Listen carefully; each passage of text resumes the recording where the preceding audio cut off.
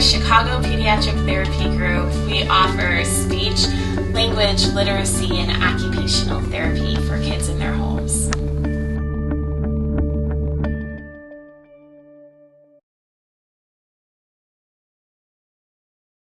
Mine is pretty dynamic. I appreciate the fact that whatever I do is only one piece of the show, and I'm a big believer in bringing in the whole team if possible or if needed. More than anything, more than myself, I think the parents and the families are huge. I don't necessarily have a model that I work off of. I like learning about a lot of different techniques and a lot of different models, but I think I just try to take pieces for them and make sure that it fits best with the family and the kid. We really need to be held accountable for looking at the specific deficit that's functionally impacting the child, and then what specific goal we have to target that deficit. And it's so easy to get caught in what we're comfortable with and what we've been trained in, but we always really need to be looking at that specific goal. And a lot of times it's drawing from different approaches, and a lot of times it's drawing from one approach, but it always has to be, how are we targeting that goal? Is it research supported, and does it just theoretically make sense? So I definitely want to make sure that I'm looking at them as a whole.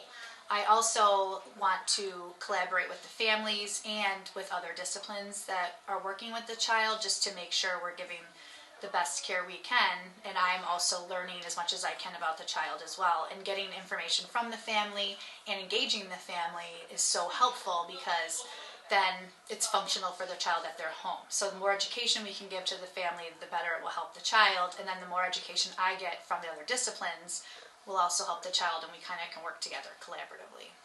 I am a DIR 4-time trained therapist, and that is the philosophy that really drives my therapy. It's what I just use for every child that I treat. It's the one I feel the most passionate about, and the one that I feel like is the most effective, because it takes what the child is interested in, and follows their lead in what they want to do.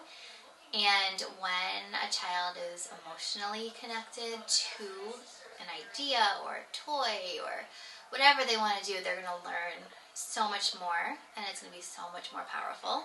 It's a type of philosophy or therapy that really involves the family and really empowers the family and the caregivers, the parents, the moms, dads, to be the one really connecting with their child.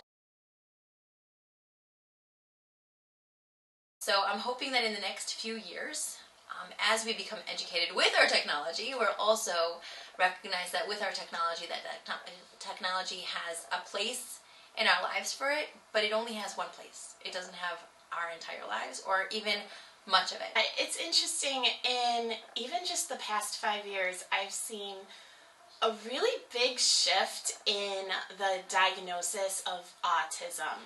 It's almost like a cultural change in the criteria that therapists use to diagnose autism, and I'm really interested to see where that goes, not just in like more of a pragmatic sense, like healthcare coverage for services, but also where that leads us in new research and in the types of services that kids are getting as the diagnosis kind of changes. I'd really like to see clinicians coming into the field having an idea of how to look more globally at a kid and be able to meet their speech and language needs as best as possible, while also taking into account the importance that other factors play and other disciplines play. As people and teachers and other professionals are getting to know about sensory processing, it's just making more of a need and more of a demand for OTs. I also think the technology is growing from an AAC device perspective.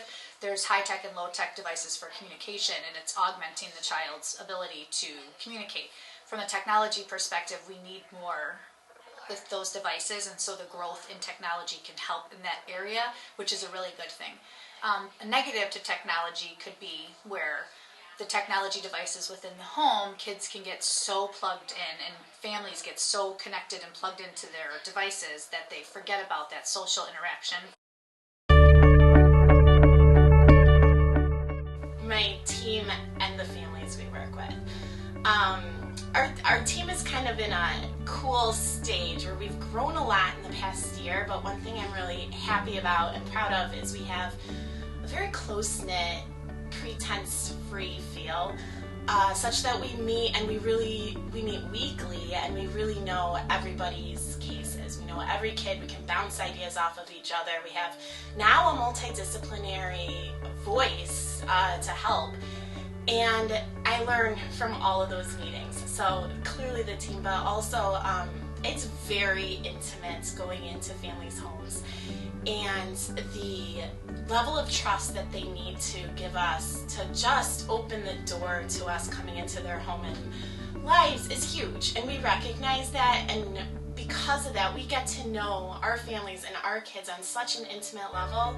I think it really helps us in shaping the goals that really functionally help them the most on a day-to-day basis. So my favorite part about my job is getting to work with the amazing kids and the amazing families that I get to work with every day.